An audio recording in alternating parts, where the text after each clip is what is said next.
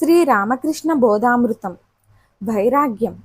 మన ఐహిక వాంఛలన్నీ ఈడేరిన దానితో మనం ఒళ్ళు తెలియకున్నాం.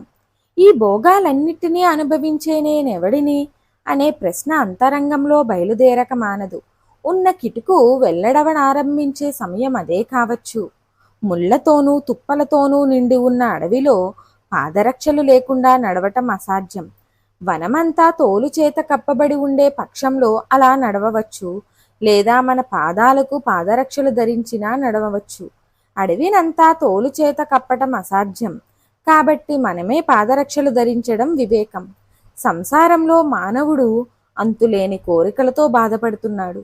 వాటి నుంచి తప్పించుకోవడానికి రెండే మార్గాలున్నాయి: సమస్తమైన కోరికలను తీర్చుకోవడం, లేదా వాటినన్నిటినీ పరిత్యజించడం.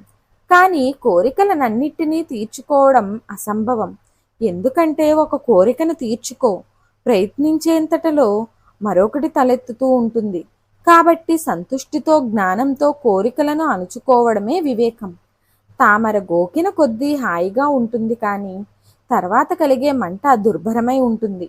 అలాగే సంసార సుఖాలు మొదట్లో చాలా ఇంపుగా కనిపించినా పోను పోను వాటి వల్ల వాటిల్లే బాధలు దుర్భమై చెప్పనలవి కాకుంటాయి.